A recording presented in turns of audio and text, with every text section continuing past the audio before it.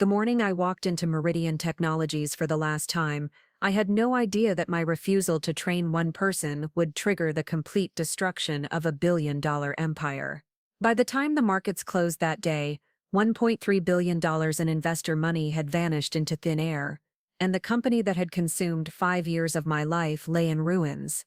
My name is Sarah Chen, and this is the story of how I accidentally brought down one of Silicon Valley's most promising startups by simply refusing to compromise my principles.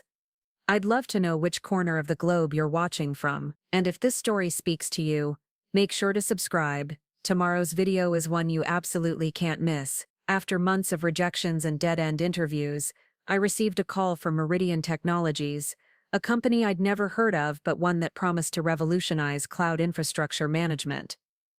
The salary was competitive, the stock options looked promising, and frankly, I needed the job. Meridian Technologies occupied the entire 15th floor of a sleek downtown Seattle building, all glass walls and modern furniture that screamed, "We're the future." The company specialized in developing proprietary algorithms that could predict server failures before they happened, potentially saving major corporations millions in downtime costs. It was cutting-edge work, the kind of thing that made my computer science degree feel worthwhile. The CEO, Marcus Whitfield, was everything you'd expect from a tech entrepreneur.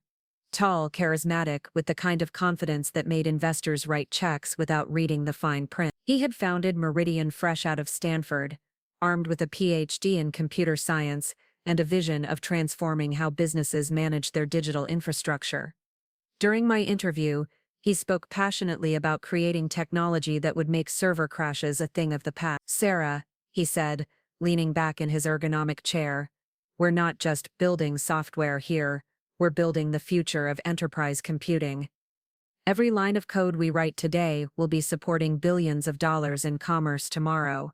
I was sold. The technical challenges were exactly what I'd been looking for, and the team seemed brilliant. There was Elena Rodriguez, the head of engineering, whose expertise in machine learning was legendary in certain circles. David Kim led the data science division, turning raw server performance data into predictive models that bordered on magical. Jennifer Walsh headed up business development, somehow managing to convince Fortune 500 companies to beta test our unproven technology. The work was intense, but exhilarating. I spent my days deep in the code, building the core algorithms that would analyze server performance patterns and predict potential failure. The technology was genuinely revolutionary. Our early tests showed we could predict server failures with 94% accuracy, sometimes days before any traditional monitoring system would detect a problem. Marcus had a gift for attracting talent and money in equal measure. Within my first year, we'd grown from 12 employees to over 60, and our client list included 3 major banks, 2 telecommunications giants, and a streaming service that served over 100 million users globally. The basement-level office space gave way to that impressive 15th floor, complete with a rooftop terrace where we'd hold Friday evening coding sessions under the Seattle skyline. The company culture was everything the tech magazines wrote about. We had unlimited vacation days, gourmet coffee, and a game room that featured everything from vintage arcade machines to a professional-grade pool table. More importantly, we had a mission that felt meaningful. Every server failure we prevented potentially saved jobs, kept websites running, and maintained the digital infrastructure that modern life depended on. But it was the stock options that really got everyone's attention. Marcus made sure every employee understood that we weren't just building a company, we were building generational wealth. During all-hands meetings, he'd pull up charts showing the potential market size for predictive server management. Billions of dollars just waiting for the right technology to unlock it. By 2025, he'd tell us, every major corporation will be using predictive infrastructure management. The question isn't whether this market will exist, it's who will dominate it, and that's going to be us. The numbers backed up his confidence. Our client retention rate was 100%. Once companies started using our system, they couldn't imagine going back to traditional reactive maintenance. We were processing performance data from over 50,000 servers across North America, and our algorithms were getting smarter every day. My role evolved quickly from junior developer to senior architect. I found myself leading a team of 8 engineers, responsible for the core prediction engine that everything else depended on. The work was complex. We weren't just analyzing current server performance, but building models that could account for seasonal usage patterns, hardware degradation curves, and even external factors like temperature fluctuations in data centers. The breakthrough came in my third year. I developed what we called the cascade prevention algorithm, a system that could predict not just individual server failures, but the cascading failures that often brought down entire data centers. It was the kind of innovation that separated us from every competitor in the market. When we demonstrated the cascade prevention system to the board of directors, the room went silent. We'd built a simulation showing how a single server failure at a major e-commerce company could trigger a cascade that would take down their entire platform during Black Friday shopping. Then we showed how our system would detect the initial problem 3 days in advance and automatically redistribute the load to prevent any customer-facing impact. "This is worth billions," whispered board member Patricia Coleman, a veteran venture capitalist who'd funded 3 previous unicorns. "Absolute billions." She wasn't exaggerating. Within 6 months, we'd signed contracts with 12 new Fortune 500 clients. Our annual recurring revenue jumped from $8 million. The tech press started calling us the server whisperers, and Marcus appeared on the cover of 3 major business magazines. But it was the government contracts that really changed everything. The Department of Defense had been quietly evaluating our technology for critical infrastructure protection. When they signed a $180 million contract for us to monitor military communication networks, Marcus knew we were ready for the big league. The IPO preparations began in earnest during my 4th year. Goldman Sachs came on board as lead underwriter, and suddenly our offices were filled with accountants, lawyers, and consultants, preparing for what everyone expected to be the largest tech IPO of the year. The preliminary valuation was $1.8 billion, with plans to raise $400 million in the public offering. I remember the day Marcus called the all-hands meeting to announce the IPO timeline. The entire company gathered in the main conference room, which had been expanded twice to accommodate our growing workforce. People were practically vibrating with excitement. We all knew what this meant for our stock option. "Ladies and gentlemen," Marcus began, his voice carrying across the packed room, "in 18 months, Meridian Technologies will be a publicly traded company, and every single person in this room will be part of something truly historic." The cheers were deafening. I caught Elena's eye across the room, and we shared a moment of quiet satisfaction. We'd built something incredible. Something that would change how the world thought about digital infrastructure. The long hours, the technical challenges, the pressure. It had all been worth it. But even as we celebrated, I noticed something that should have been a warning sign. Marcus had been bringing around a new face to various meetings. A young woman named Ashley Morrison, who seemed to have no clear role in the company. She was beautiful, charming, and always seemed to be whispering something in Marcus's ear during presentation. Jennifer Walsh, our head of business development, pulled me aside after one particularly awkward meeting, where Ashley had interrupted a technical discussion to ask basic questions about our core technology. "Do you know what her job is supposed to be?" Jennifer asked, glancing around to make sure we weren't overheard. I shrugged. Marcus introduced her as a strategic consultant last week. "Maybe she's helping with the IPO." Jennifer's expression suggested she had her doubts, but we were all too busy with the public offering preparations to dig deeper. The due diligence process was consuming every spare moment, and our engineering team was working around the clock to ensure our technology would scale to handle the massive growth that would follow the IPO. The irony wasn't lost on me. We'd built a system that could predict server failures with incredible accuracy, but none of us saw the human failure that was about to bring everything crashing down. Looking back, there were signs I should have paid attention to. Ashley's questions during meetings weren't just basic. They were the kind of questions that suggested she was trying to understand our technology from the ground up, as if she were planning to work with it directly. She'd started sitting in on engineering meetings, taking notes, and asking for access to our development systems. But I was too focused on the technical challenges ahead. The IPO would bring scrutiny from investors, regulators, and competitors. Every line of code had to be perfect, Every algorithm had to be bulletproof. The cascade prevention system alone required 3 complete rewrites to meet the performance standards our lawyers insisted would be necessary for public company compliance.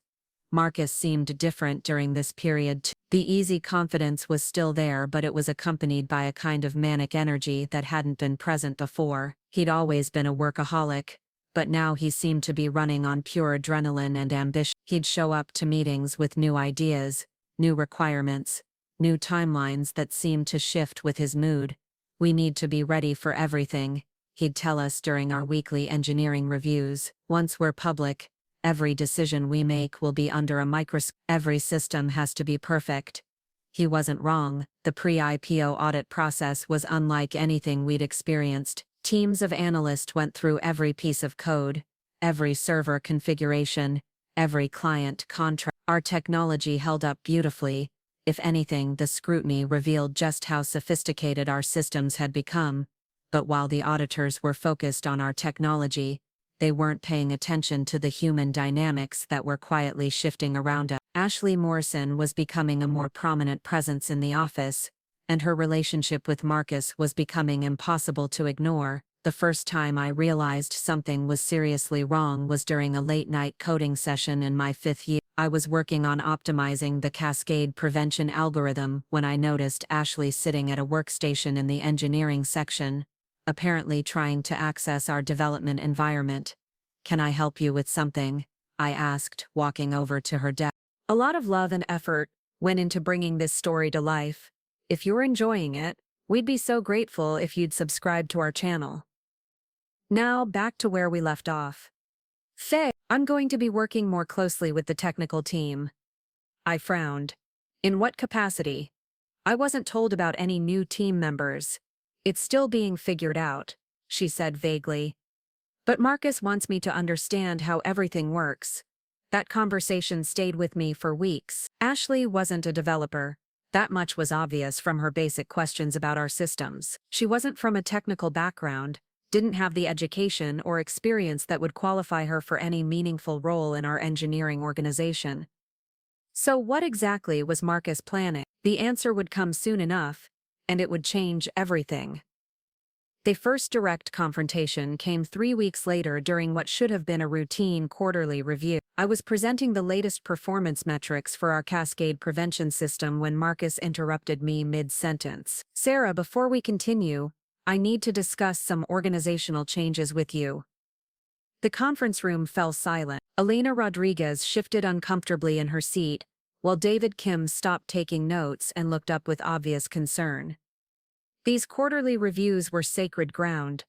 Technical discussions that Marcus never interrupted, unless something was seriously wrong. "Ashley will be joining your engineering team as a senior consultant," Marcus continued, his tone suggesting this wasn't up for discussion. "She needs to understand our core systems from the ground up, and I want you to personally oversee her integration." The words hit me like a physical blow. Ashley Morrison, who couldn't distinguish between a database query and a server log, was going to be embedded in my team as a senior consultant. The absurdity of it was almost laughable, except Marcus clearly wasn't joking. "What's her technical background?" I asked, trying to keep my voice level. "She has extensive experience in strategic technology consulting," Marcus replied smoothly. "Her insights will be valuable as we prepare for the public offering." That was corporate speak for "she has no technical background whatsoever." I glanced around the room, noting the barely concealed expressions of disbelief on my colleagues' faces. Elena raised an eyebrow, our private signal for "we need to talk about this later." "Marcus," I said carefully, "the cascade prevention system is extremely complex. It requires deep knowledge of distributed computing, machine learning, and network architecture. Training someone without the proper foundation would take months, and frankly, I'm not sure it's the best use of our resources with the IPO timeline." The temperature in the room seemed to drop several degrees. Marcus's jaw tightened, and I realized I'd crossed a line I didn't even know existed. "Sarah, I'm not asking for your opinion on resource allocation. I'm telling you what's going to happen. Ashley starts Monday, and I expect your full cooperation in bringing her up to speed." After the meeting, Elena cornered me in the hallway. What the hell was that about? I have no idea, I admitted, but something's not right here. Elena glanced around to make sure we weren't overheard. Jennifer thinks Ashley and Marcus are having an affair. The words hung in the air between us. I'd suspected something was off about their relationship. But hearing it stated so bluntly made the situation suddenly much more serious. That's a pretty big accusation. Jennifer saw them together at the Fairmont Hotel last Thursday. They weren't discussing business strategy. I felt my stomach drop. Marcus was married to Catherine Whitfield, a successful attorney who'd supported him through the early years of building Meridian. They had 2 young children and had always seemed like the perfect tech power couple. If he was having an affair, it wasn't just a personal betrayal.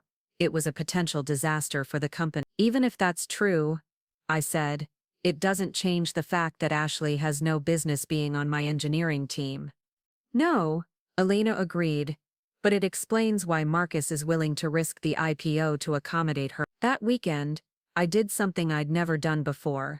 I researched Ashley Morrison's background. Her LinkedIn profile was sparse, listing a series of short-term consulting roles at companies I'd never heard of. Her education was in communications, not technology. She had no patents, no published papers, no trace of any technical expertise whatsoever. What I found instead was more troubling. Ashley had worked as a strategic consultant at 3 different tech companies over the past 5 years. Each engagement had lasted less than 18 months. More concerning, 2 of those companies had experienced significant setbacks shortly after her departure.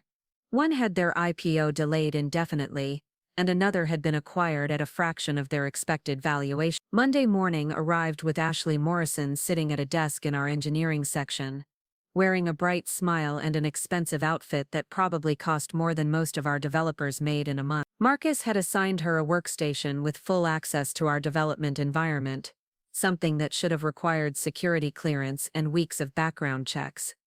"Good morning, Sarah," Ashley said cheerfully. "I'm so excited to learn about your amazing technology." I forced a smile. "Let's start with the basics. Do you have any experience with distributed computing systems?" "Not directly, but I'm a quick learner." "How about machine learning algorithms?" "I've read about them, of course. Database optimization. I'm sure you'll teach me everything I need to know." It was going to be a long week. I started Ashley with the most basic concepts: how our servers communicated with each other, how data flowed through our systems, how the prediction algorithms identified patterns in server behavior. What should have been a quick overview for someone with technical background turned into hours of painstaking explanation. "So the algorithm looks at historical performance data," Ashley said, taking notes on a tablet that seemed more suited for shopping than software development. "And it predicts when a server might fail." "Not just when," I corrected. "It predicts the specific type of failure, the likely impact on connected systems, and the optimal response to prevent cascading problems." "That's so smart," she said, in the tone someone might use to praise a particularly clever pet trick. By Thursday, my patience was wearing thin. Ashley had managed to crash our development environment twice, accidentally deleted 3 weeks of testing data, and asked me to explain the difference between RAM and hard drive storage. Meanwhile, I was falling behind on critical IPO preparation work because I was spending half my time teaching Computer Science 101 to someone who had no business being in our engineering department. The breaking point came during a team meeting where we were reviewing the latest performance metrics. Ashley interrupted a complex technical discussion to ask, "Why don't we just buy more servers if we're worried about them breaking?" The room went silent. David Kim actually put his head in his hands. Elena stared at Ashley with the kind of expression usually reserved for people who suggest using Internet Explorer as their primary browser. "Ashley," I said slowly, "that's not how any of this works. We're not trying to prevent servers from breaking by buying more servers. We're trying to predict failures so we can prevent them from causing system-wide problems. But if we had more servers, wouldn't that solve the problem?" I realized at that moment that Ashley didn't just lack technical knowledge. She fundamentally misunderstood what our company did. She thought we were in the business of selling servers, not software. She had no concept of cloud computing, distributed systems, or predictive analytics. After the meeting, I went straight to Marcus's office. He was on a call with investors, but I waited outside his door until he finished. This isn't working, I said the moment he hung up. What isn't working? She doesn't understand our technology. She's disrupting my team, and she's actively slowing down our IPO preparation work. Marcus's expression hardened. Sarah, I thought we discussed this. Ashley is here to learn, and you're here to teach her. I'm here to engineer software solutions, not run a remedial computer science course. We're 6 months away from the biggest IPO in our company's history, and I'm spending my time explaining what RAM is to someone who thinks we manufacture servers. Then you're not doing your job very well. The words stung, but I pressed on. Marcus, be honest with me. What's Ashley's actual role here? Because if she's supposed to be contributing to our engineering efforts, we need to have a serious conversation about expectation. Marcus stood up, moving to the window that overlooked downtown Seattle. Ashley brings a fresh perspective to our technical challenges. Sometimes it takes an outsider to see solutions that insiders miss. What solution? She spent yesterday asking me why we don't just email our customers when their servers are about to fail. Maybe that's not such a bad idea. I stared at him. Marcus, we have automated alert systems that notify customers instantly when our algorithms detect potential problems. We have dashboard interfaces that provide real-time system status. We have APIs that integrate directly with their existing monitoring tools. Email notifications would be a massive step backward. I'm not asking you to implement email notification. I'm asking you to keep an open mind about Ashley's contributions. What contributions? She's been here a week and hasn't contributed anything except confusion and deleted test data. Marcus turned back to face me, and for the first time I saw something I'd never seen before. Desperation. Sarah, I need you to make this work. Whatever it takes, I need Ashley to understand our systems well enough to contribute meaningfully to the team. Why? What's so important about Ashley Morrison that you're willing to risk our IPO timeline? The question hung in the air between us. Marcus opened his mouth to answer, then closed it again. Finally, he said, "That's not your concern. Your concern is doing what I'm asking you to do." I left his office more confused than ever. Something was driving Marcus's determination to integrate Ashley into our engineering team. Something beyond simple infatuation or poor judgment. But what? The answer came 2 days later, in the form of an overheard phone conversation that changed everything. I was working late, trying to catch up on the IPO preparation tasks I'd been neglecting while babysitting Ashley. Most of the office was empty, but I could hear voices from the conference room. Marcus and Ashley talking in hushed tone. The cascade prevention system is the crown jewel, Marcus was saying. Once you understand how it works, you'll be able to replicate it anywhere. But Sarah keeps explaining it like I'm stupid. Ashley replied, she won't give me access to the actual code. You don't need the code yet. First, you need to understand the underlying principles. Once you grasp the theory, I can get you access to everything else. My blood ran cold. They weren't talking about Ashley contributing to our engineering efforts. They were talking about her stealing our technology. How long do you think it will take? Ashley asked. The IPO is in 4 months. We need to have everything documented and ready to go before then. And you're sure no one will figure out what we're doing. As long as you play your part convincingly, no one will suspect anything. Sarah thinks she's training an incompetent consultant. She has no idea she's actually teaching you how to build a competing company. I sat frozen at my desk, trying to process what I'd just heard. Marcus Whitfield, the CEO I'd trusted and respected for 5 years, was planning to steal our technology and use it to build a rival company. Ashley Morrison wasn't his mistress. She was his co-conspirator. But that raised even more questions. Why would Marcus sabotage his own company just months before a billion-dollar IPO? What could possibly be worth throwing away everything we built together? The answer to that question would prove to be more disturbing than I ever could have imagined. The next morning, I arrived at the office with a plan. If Marcus and Ashley were plotting to steal our technology, I needed evidence, real documented proof that would stand up in court. But I also needed to understand why Marcus would betray everything we'd built together. I started by reviewing our company's financial records, something I'd never bothered to examine closely before. As a senior engineer, I'd always trusted that the business side was being handled competently while I focused on the technical challenge. What I discovered made me wish I'd paid attention sooner. Meridian Technologies was burning through cash at an alarming rate. While our revenue had grown impressively, our expenses had grown even faster. The luxurious office space, the generous salaries, the state-of-the-art equipment, it all came with a price tag that was draining our bank accounts faster than our contracts could replenish them. More troubling were the personal expenses buried in our corporate account. Marcus had been charging everything from expensive dinners, to luxury hotel stays, to the company credit card. A weekend trip to Napa Valley had been billed as a client development retreat, but the only attendees were Marcus and Ashley. A $15,000 shopping spree at Nordstrom was classified as professional development expenses. But the real smoking gun was hidden in our legal expense. Marcus had been quietly meeting with intellectual property attorneys, paying for consultations about technology transfer agreements and competitive analysis frameworks. The invoices were vague, but the pattern was clear. He'd been planning this betrayal for months. I printed everything, storing copies in a secure folder on my personal laptop. If this situation exploded, I wanted to be ready.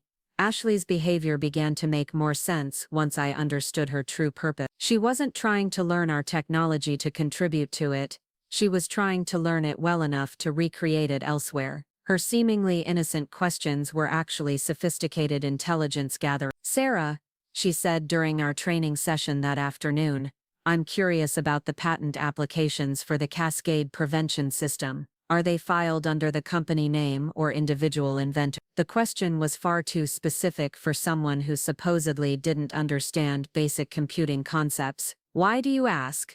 "Oh, just trying to understand how intellectual property works in tech companies. It's fascinating how innovations get protected." I gave her a non-committal answer, but internally I was taking notes. Ashley was building a comprehensive understanding of our legal vulnerabilities, our patent portfolio and our competitive advantages. She was creating a roadmap for corporate espionage. That evening, I called Elena Rodriguez and asked her to meet me at a coffee shop downtown, somewhere we could talk freely without worrying about office surveillance.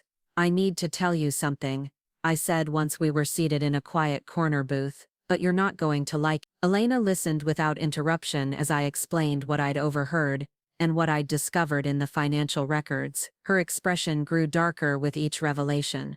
"So Marcus is planning to steal our technology and start a competing company," she said finally. "And Ashley is his inside agent." "That's what it looks like. But why? The IPO is going to make him incredibly wealthy. Why risk everything for a scheme that could land him in prison?" I'd been wondering the same thing. "I think there's something else going on. Something we don't know about yet." Elena pulled out her phone and started scrolling through her contacts. "I have a friend who works at Goldman Sachs on the team handling our IPO. Let me see what she can tell us about the due diligence process." The call was brief, but illuminating. Elena's friend couldn't share specific details, but she could confirm that there had been some concerns raised during the preliminary financial review. Nothing that would derail the IPO, but enough to warrant additional scrutiny. "What kind of concerns?" Elena asked. "Revenue recognition issues. Some of your larger contracts have unusual termination clauses that could affect your projected earnings." After Elena hung up, we sat in silence for several minutes. The pieces were starting to fit together, but the picture they formed was even worse than I'd imagined. "The Department of Defense contract," I said suddenly. Elena looked up sharply. "What about it?" "It's our largest contract, worth $180 million, over 5 years. But what if there are problems with it? What if the due diligence process reveals something that could void the entire agreement?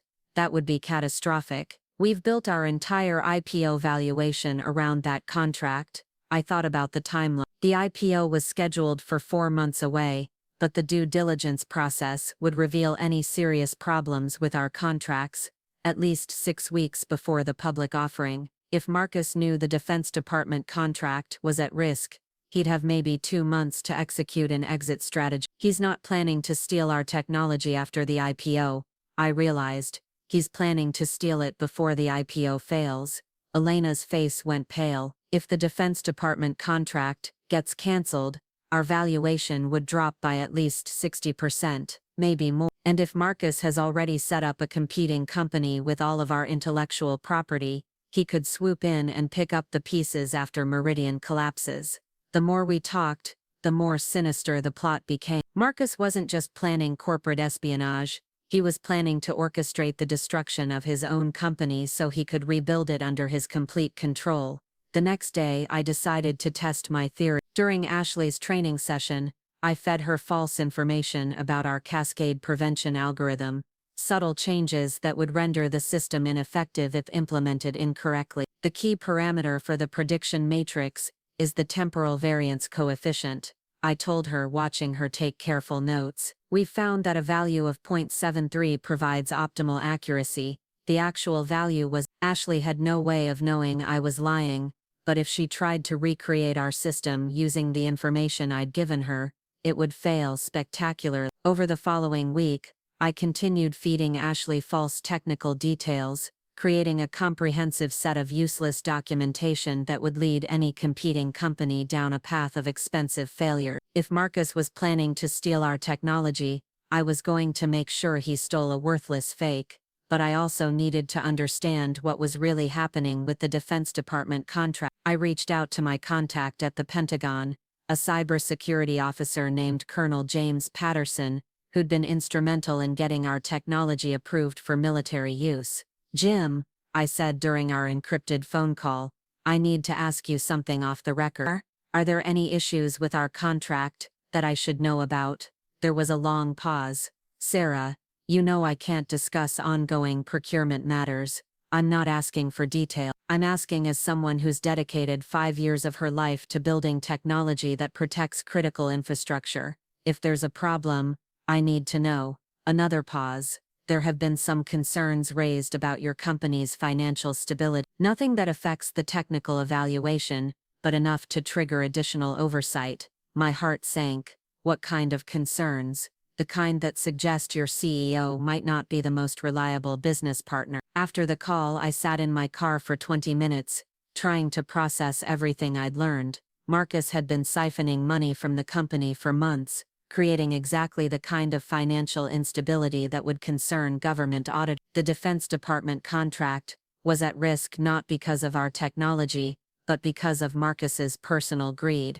The irony was staggering. Marcus was sabotaging his own company to justify stealing from it, but his sabotage was also destroying the very value he was trying to steal. That weekend, I made a decision that would change everything.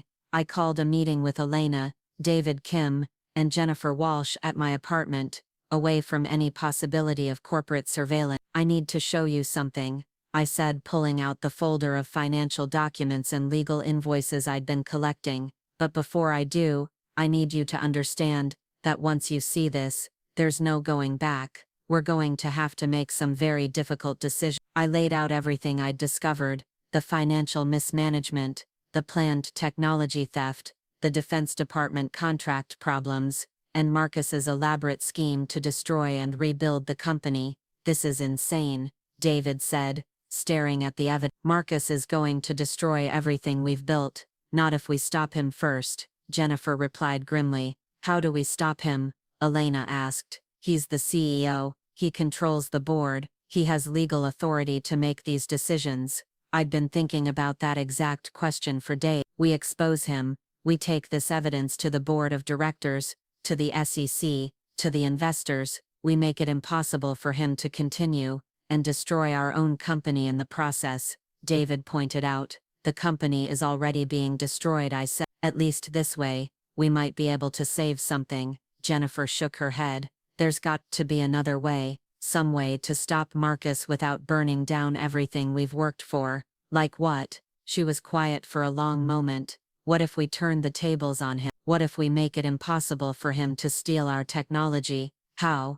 "By making sure he doesn't have access to it anymore." I realized what she was suggesting. "You want us to lock him out of our own systems?" "I want us to protect our intellectual property from theft, even if the thief happens to be our own CEO." It was a radical idea, but the more I thought about it, the more sense it made. We couldn't stop Marcus from mismanaging the company, but we could stop him from stealing our life's work. "That's corporate mutiny," Elena said. "We could all be fired." "We're probably all going to be fired anyway," I replied. "At least this way, We go down fighting. The vote was unanimous. We were going to declare war on our own sea.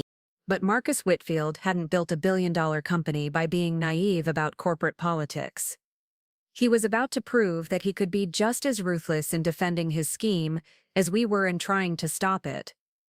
Our war against Marcus began with something deceptively simple: changing passwords. Over the weekend, Elena and I worked remotely to implement what we called enhanced security protocols across all of our critical systems.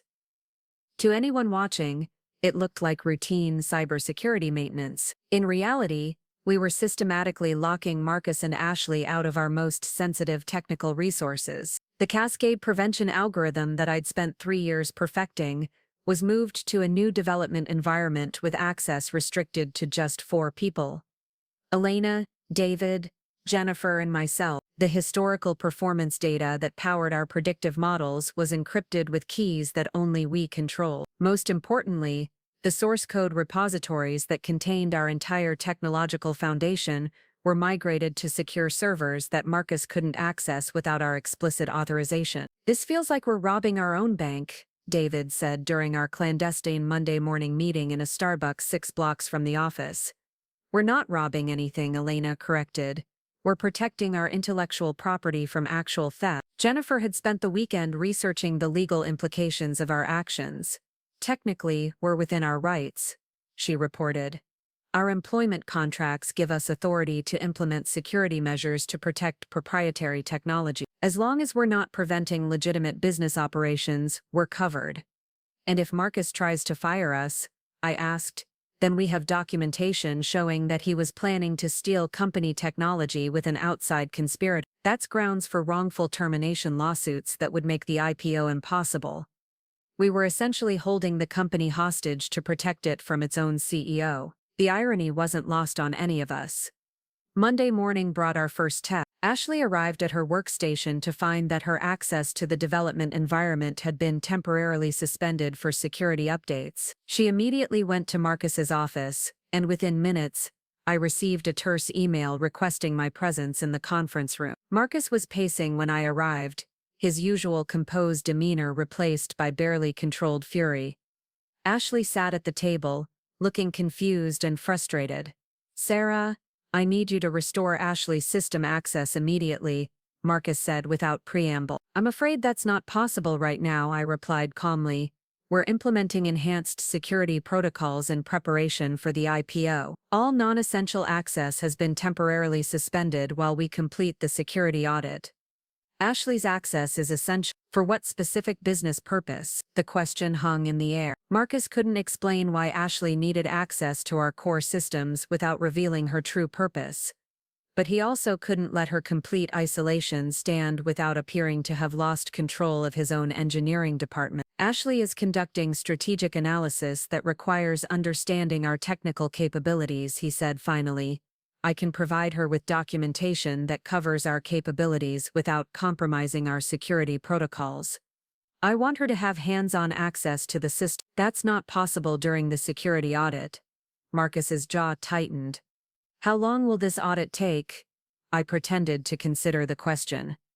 "Security audits for IPO preparation typically take several weeks. Goldman Sachs has very strict requirements for cybersecurity compliance." It was a beautiful excuse because it was essentially true.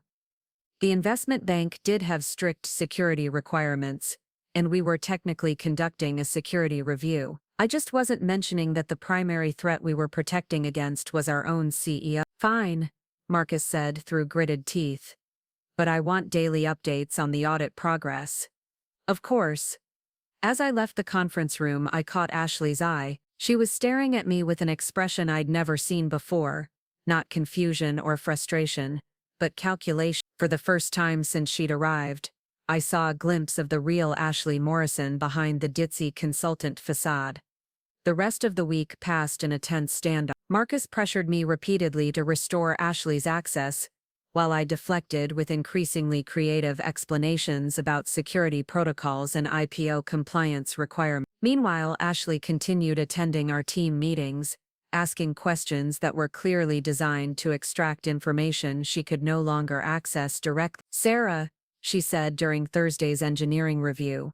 I'm trying to understand the disaster recovery procedures for the cascade prevention system. If the primary servers failed, how would you restore service? It was a sophisticated question disguised as innocent curiosity. Understanding our disaster recovery procedures would give her insights into our system architecture that she could use to recreate our technology. Our disaster recovery procedures are classified under our government contracts, I replied. I can't discuss them in this setting. Ashley's smile never wavered, but I saw her make a note on her tablet. She was keeping track of what information I was withholding, building a list of gaps she needed to fill through other means. That evening, Jennifer called an emergency meeting at her apartment. When I arrived, I found Elena and David already there, along with someone I didn't recognize, a woman in her 50s wearing a conservative business suit. Sarah, I'd like you to meet Patricia Coleman, Jennifer said. She's on our board of directors. My stomach dropped. Patricia Coleman was one of our most influential investors, the venture capitalist who'd declared our technology worth absolute billions. If Jennifer had brought her into our conspiracy, we were either about to save the company or destroy it completely. Shane, Patricia said, extending her hand. Jennifer has been telling me some very disturbing things about Marcus Whitfield. I shook her hand, trying to gauge her mood. What exactly has she told you? That Marcus is planning to steal your technology and use it to build a competing company, that he's been siphoning money from Meridian to fund his personal lifestyle, and that he's put the Defense Department contract at risk through financial mismanagement. Patricia's tone was calm, professional, and absolutely terrifying. When venture capitalists spoke in that particular tone, companies died. Those are serious accusations, I said carefully. They are, and if they're true, Marcus Whitfield is about to discover what happens when you try to defraud Patricia Coleman. Jennifer pulled out copies of all the documentation I'd gathered, the financial records, the legal invoices, the evidence of Ashley's real purpose. Patricia reviewed everything methodically, asking pointed questions about dates, amounts, and technical detail. This is enough to remove Marcus from his position, she said finally. But I need to understand something first. Why come to me instead of going directly to the authorities? Because we want to save the company, Elena said. If this becomes a criminal investigation, the IPO dies, our technology gets tied up in legal proceedings, and 5 years of work disappears. And you think you can save it? We think we can try, I said. But we need board support to do it. Patricia was quiet for a long moment, studying the documents spread across Jennifer's coffee table. Marcus controls 3 of the 7 board seats through his voting agreements with early investors. I control 2 seats directly and have influence over 1 more. If I can convince the 7th member to support a motion of no confidence, we can remove him. What would happen to the IPO? David asked. We'd have to delay it while we find new leadership and complete a new financial audit. But if your technology is as valuable as you claim, we can survive a delay. Our technology is revolutionary, I said. The cascade prevention system alone could be worth hundreds of millions in licensing revenue. Then we have a chance. But I need you to understand something.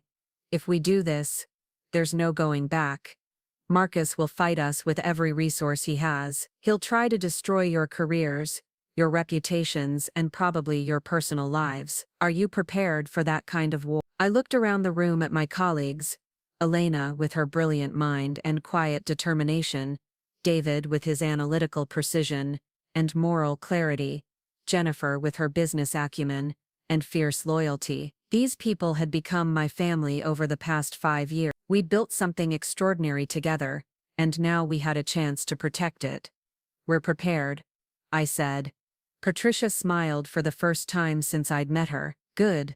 Because Marcus Whitfield is about to learn that stealing from Patricia Coleman is the worst mistake he's ever made. The next phase of our plan required perfect timing and absolute secrecy. Patricia would need 2 weeks to line up board support and prepare the legal groundwork for Marcus's removal. During that time, we had to maintain the pretense that everything was normal while preventing Marcus and Ashley from accessing our technology. But Marcus was growing more suspicious by the day. The security audit excuse was wearing thin, and he was starting to ask questions that suggested he knew something was wrong. "Sarah," he said during our Friday afternoon meeting, "I've been thinking about our development timeline for the Don't you think it's unusual that a security audit would require complete isolation of our core systems?" "Not at all," I replied. "Goldman Sachs requires comprehensive penetration testing of all systems that handle sensitive data. But Ashley doesn't need access to sensitive data. She just needs to understand how our algorithms work. Understanding our algorithms requires access to sensitive data." Marcus leaned back in his chair, studying me with an expression I'd never seen before. "Sarah, I'm starting to wonder if you're deliberately obstructing Ashley's integration into the team." The accusation hung between us like a challenge. I could deny it, continue the charade, and hope Patricia's plan succeeded before Marcus figured out what we were doing, or I could stop pretending and face the consequences. "Marcus," I said quietly, "I think we both know what Ashley's real purpose is here." His expression didn't change, but I saw something flicker in his eyes. Surprise, anger, and maybe a little "I have no idea what you're talking about." "Then let me be clearer. Ashley Morrison is not a strategic consultant. She's not here to contribute to our engineering efforts. She's here to steal our technology so you can recreate it at a different company." Marcus was silent for a long moment. When he finally spoke, his voice was cold and controlled. "That's a very serious accusation, Sarah. Do you have any evidence to support it?" "I have enough." "I see. And what exactly do you plan to do with this supposed evidence?" "That depends on what you plan to do next." Marcus stood up and walked to his window, looking out at the Seattle skyline. When he turned back to face me, the mask had finally dropped. The charismatic CEO was gone, replaced by someone I didn't recognize. "You have no idea what you're dealing with," he said. "You think you can blackmail me? You think you can threaten me in my own company? I think I can protect the technology that I helped create from being stolen by someone I trusted." Marcus laughed, but there was no humor in it. "Sarah, you've just made the biggest mistake of your life. By Monday morning, you'll understand exactly what happens to people who try to cross Marcus Whitfield." I left his office knowing that our secret war was about to become a very public battle, and I had no idea if we were strong enough to win. Marcus's retaliation came swiftly and brutally. I arrived at the office Monday morning, to find a security guard waiting at my desk with a sealed envelope. Inside was a termination letter citing gross insubordination, failure to follow direct orders, and deliberate sabotage of company operations. "Ms. Chen, I need you to pack your personal belongings and surrender your access cards," the guard said apologetically. "You have 30 minutes. Around the office I could see other security guards stationed at Elena's, David's and Jennifer's desk. Marcus had fired all four of us, simultaneously, cutting the head off our rebellion with surgical precision. But Marcus had made one critical miscalculation. He assumed that firing us would end our ability to fight back. What he didn't realize was that we'd anticipated this exact scenario and prepared accordingly. The previous Friday, working late into the night, we'd transferred all critical source code and technical documentation to secure servers outside Meridian's corporate network. Every algorithm, every database schema, every line of code that made our technology revolutionary was now stored on systems that Marcus couldn't access or control. More importantly, we'd documented everything. Every email Marcus had sent about technology transfer agreements, every expense report showing personal charges on corporate accounts, every meeting where Ashley had asked suspiciously specific questions about our intellectual property. We'd built an ironclad case for corporate theft and fiduciary misconduct. As I packed my belongings, Ashley walked by my desk, no longer bothering to hide her satisfaction. "I guess you should have been more cooperative," she said quietly. "I guess you should have learned to code," I replied. Her smile faltered slightly. She still didn't realize that all the information I'd given her over the past month was deliberately corrupted. If Marcus tried to build a competing company using Ashley's research, he'd end up with software that would fail spectacularly under any real-world testing. That afternoon, Patricia Coleman called an emergency board meeting. Marcus arrived expecting to brief the directors on his decision to remove disruptive employees who were threatening the IPO timeline. Instead, he walked into an ambush. "Marcus," Patricia said as he took his seat at the conference table, "we need to discuss some serious concerns that have been brought to the board's attention." Marcus glanced around the room, noting the grim expressions on the other directors' faces. "What kind of concern?" Patricia slid a folder across the table. "Concerns about financial mismanagement, intellectual property theft, and breach of fiduciary duty." Marcus opened the folder and found copies of every piece of evidence we'd gathered: the personal expenses charged to corporate accounts, the legal invoices for technology transfer consultations, the documentation of Ashley's true purpose at the company. "This is preposterous," Marcus said, but his voice lacked conviction. "These are disgruntled employees making false accusations after being terminated for cause." "Are you saying these expense reports are fabricated?" asked board member Robert Chen, pointing to a receipt for a $3,000 dinner at La Bernardin in New York that had been charged to the company while Marcus was supposedly meeting with Ashley about strategic initiatives. "Those were legitimate business expenses." "Business with whom?" "The only attendees listed are you and Ashley Morrison, who wasn't even employed by the company at the time." Marcus's composure began to crack. "Ashley was consulting for us unofficially before we formalized her position." "Consulting on what?" Patricia asked. "According to her background, she has no technical expertise relevant to our business. She brings strategic insights. That she brings nothing," Patricia interrupted, "except access to our proprietary technology that she was planning to steal on your behalf." The room fell silent. Marcus looked around the table searching for allies but found only cold stares and disappointed expressions. "I think there's been a misunderstanding," he said carefully. "Perhaps we should discuss this privately." "There's no misunderstanding," said Linda Foster, the board member Patricia had convinced to support the motion. "You've been systematically looting this company to fund your personal lifestyle while planning to steal our intellectual property. The only question is whether we handle this internally or involve law enforcement." Marcus stood up abruptly. "I built this company from nothing. Every innovation, every breakthrough, every success came from my vision and leadership. You can't just—" "We can and we are," Patricia said firmly. "Marcus Whitfield, by unanimous vote of the board of directors, you are hereby removed as Chief Executive Officer of Meridian Technologies. Effective immediately." The words hit Marcus like physical blows. His face went white, then red, then white again. For a moment I thought he might collapse. "You're making a catastrophic mistake," he said finally. "Without me, this company will fail. The IPO will be cancelled. The Defense Department contract will be terminated. You'll destroy everything I built." "Everything you built was built by other people," Patricia replied. "People whose work you were planning to steal." Marcus gathered his papers and walked toward the door, but stopped before leaving the room. "This isn't over," he said. "I'll fight this. I'll sue the company, sue the board, sue everyone involved. You have no idea what you've just started." After he left, the board voted to install Patricia as interim CEO while they searched for permanent leadership.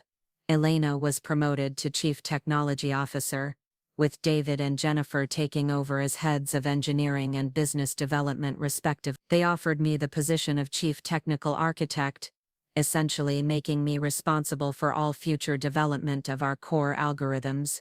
It was everything I'd dreamed of when I first joined Meridian 5 years earlier.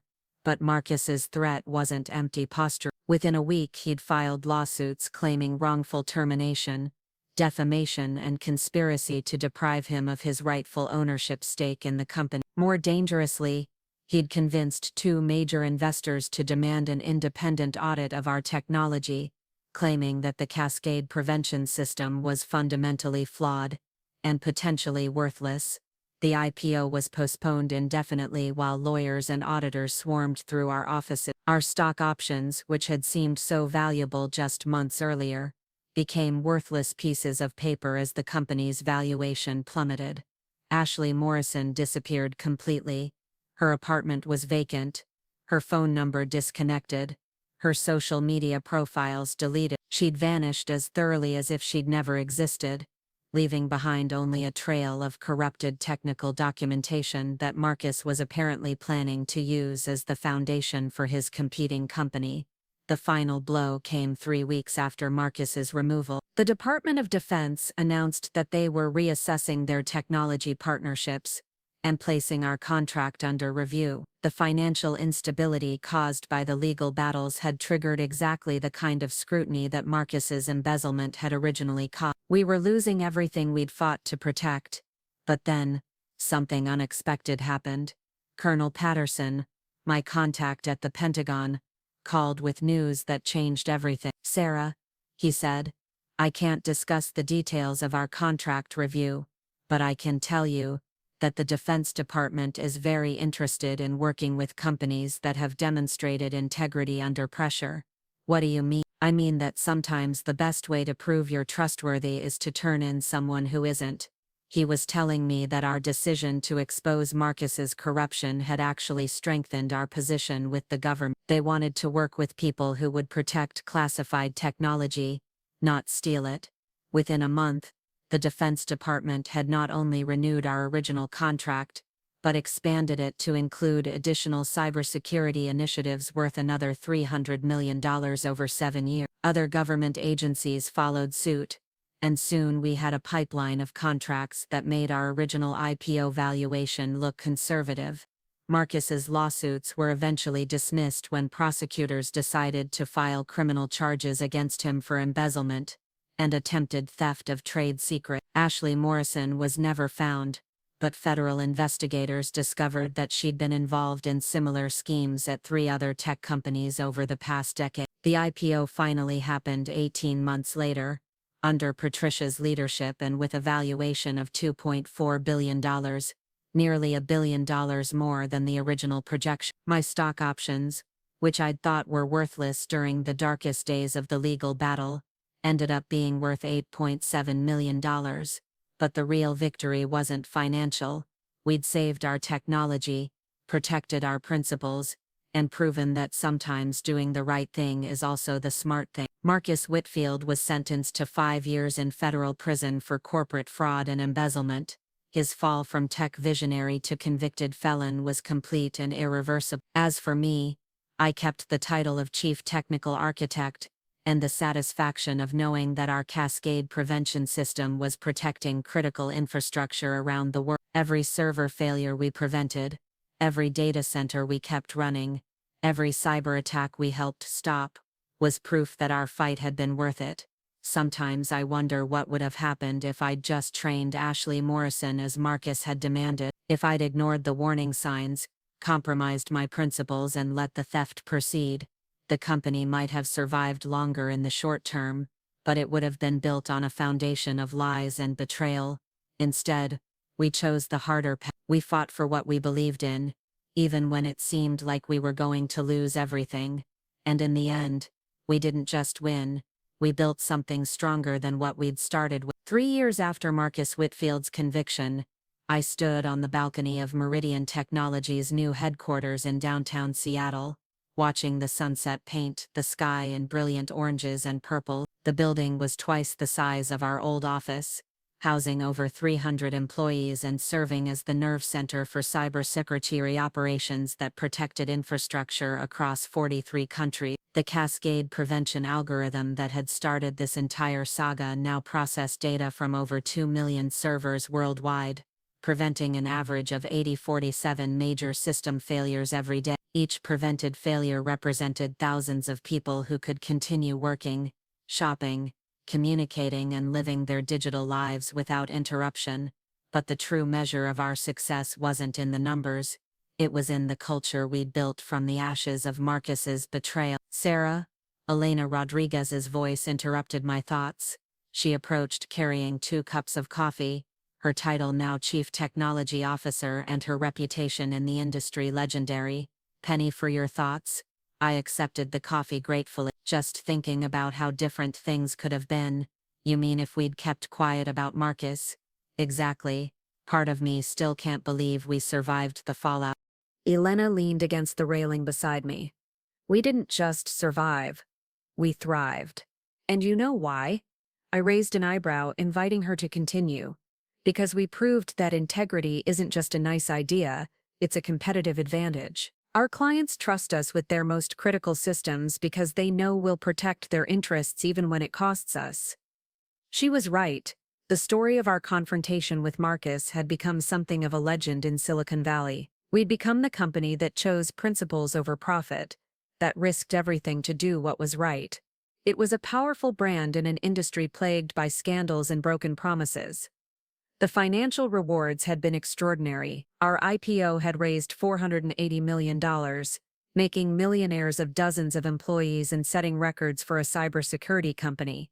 But more importantly, we'd attracted the kind of talent that wanted to work for an organization with uncompromising values. David Kim had used his newfound wealth to establish a scholarship program for underprivileged students pursuing computer science degrees. Jennifer Walsh had been recruited by 3 different Fortune 500 companies, but chosen to stay, building our business development team into one of the most respected in the industry. Even Patricia Coleman, who could have cashed out her investment for an enormous profit, had chosen to remain as our chairman of the board, providing steady leadership and wisdom that had guided us through the challenges of rapid growth. "Have you heard the latest on Marcus?" Elena asked. I shook my head. I deliberately avoided following news about our former CEO after his sentencing. He was released last month. Early parole for good behavior. I felt a familiar knot form in my stomach. Where is he now? Nobody knows. He violated his parole conditions within a week and disappeared. The FBI has an active warrant out for his arrest. The news shouldn't have surprised me. Marcus had always been someone who believed rules applied to other people. Even prison hadn't changed his fundamental character. What about Ashley Morrison? Still missing. But there's been some interesting developments on that front. Elena pulled out her phone and showed me a news article. The headline read, "Federal Task Force Uncovers Multi-State Corporate Espionage Ring." Turns out Ashley was part of a larger operation.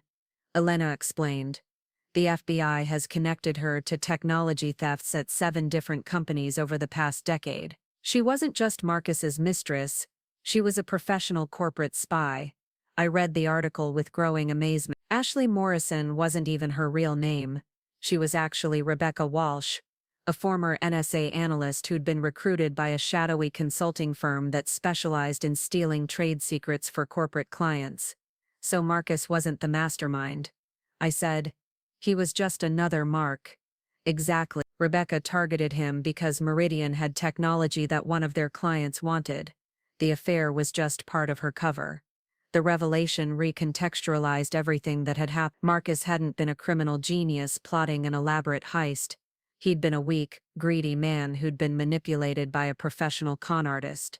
It didn't excuse his actions, but it explained the desperation I'd seen in his final confrontation with the board. "Does this change how you feel about what we did?" Elena asked. I considered the question carefully. No, Marcus made his choices. He could have reported Rebecca's approach to the authorities, or to us, or to the board. Instead, he chose to participate in the theft. The fact that he was being manipulated doesn't change the fact that he was willing to betray everything we'd built together. Even knowing that he's probably homeless and on the run right now. Even knowing. We stood in comfortable silence for several minutes, watching the city lights begin to twinkle in the growing darkness. Seattle had always been a city of reinvention, of people coming to build something new. In many ways, our story was just another chapter in that ongoing narrative. "Elena," I said finally, "do you ever wonder if we made the right choice? I mean, we saved the company, but we also destroyed a lot of lives. Marcus's wife divorced him. His kids barely speak to him. Even some of our own employees lost their jobs during the reorganization." Elena was quiet for a long moment. "Sarah, do you remember what you told me when we first discovered what Marcus was planning?" I shook my head.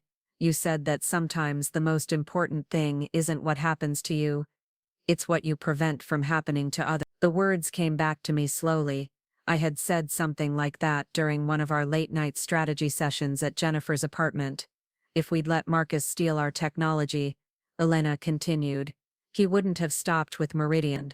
He would have built an empire based on theft and deception. Other companies would have been victimized. Other innovators would have had their life's work stolen. We didn't just save our company. We stopped a pattern of behavior that could have damaged the entire industry. She was right. The federal investigation triggered by our case had uncovered a network of corporate espionage that stretched across multiple industries. Dozens of companies had recovered stolen intellectual property, and several executives who'd been complicit in the thefts were now facing criminal charges. Besides, Elena added with a slight smile, look what we built instead. I looked around at the bustling office behind us, where teams of brilliant engineers were working on the next generation of cybersecurity innovation. We'd created something that was genuinely making the world a better, safer place. My phone buzzed with a text message from my assistant. Your 7 p.m. interview with TechCrunch is confirmed for tomorrow. The interview was part of the publicity tour for my new book, Code of Ethics.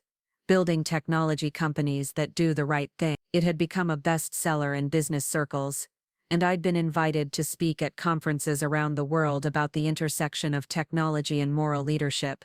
Still can't believe you wrote a book, Elena said, reading over my shoulder. Still can't believe people want to read it. Are you kidding? Every tech startup in the country is trying to figure out how to build the kind of culture we have here. You've become the poster child for ethical leadership in Silicon Valley. It was surreal being recognized as a thought leader when I still felt like the same person who'd stumbled into this situation by refusing to train someone I didn't trust. But I'd learned that sometimes the most profound changes come from the simplest decisions. The elevator chimed behind us, and David Kim emerged, carrying a bottle of champagne and wearing an enormous grin. What's the celebration for? I asked. We just signed the European Union, he announced. Full cybersecurity protection for all critical infrastructure across 27 countries. It's the largest contract in company history. Elena and I exchanged amazed looks. The EU contract had been in negotiation for 18 months, and we'd begun to assume it would never materialize. How much? Elena asked. $1.2 billion over 5 years. The number was staggering. It represented more than our entire company valuation at the time of the IPO. There's more, David continued. They specifically cited our demonstrated commitment to ethical business practices as a factor in their decision. Apparently, our reputation for integrity was the deciding factor over our competitors. I felt tears welling up in my eyes. 5 years ago, I'd risked everything to protect our technology from theft. Today, that decision had led to the largest cybersecurity contract ever awarded to a private company. You know what this means? Elena said quietly. What? We won. Not just survived, not just recovered. We won completely. That night, as I drove home to my apartment, overlooking Elliott Bay, I reflected on the journey that had brought us to this moment. The fear, the uncertainty, the legal battles, the sleepless nights wondering if we'd made the right choice. It had all led to this. Marcus Whitfield had tried to steal our future and sell it for his personal gain. Instead, he'd given us something even more valuable, proof that doing the right thing, even when it's difficult, even when it's costly, even when it seems impossible, can lead to outcomes beyond our wildest dreams. The cascade prevention algorithm was still running, still protecting millions of servers around the world, but now it was part of something larger, a company built on principles that couldn't be stolen, corrupted, or destroyed. As I pulled into my parking garage, I realized that the real victory wasn't financial. It was the knowledge that we'd faced the ultimate test of our values and emerged stronger. Some battles are worth fighting, regardless of the cost. Some principles are worth defending, regardless of the consequences.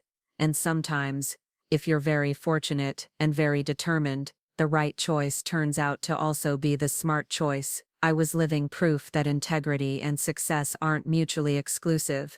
They're inseparable. Looking for more? We've got 2 amazing stories ready for you right on screen. If this one touched you, these are absolutely worth your time. Click to watch them now. And hey, Subscribe and hit that bell to never miss our latest upload.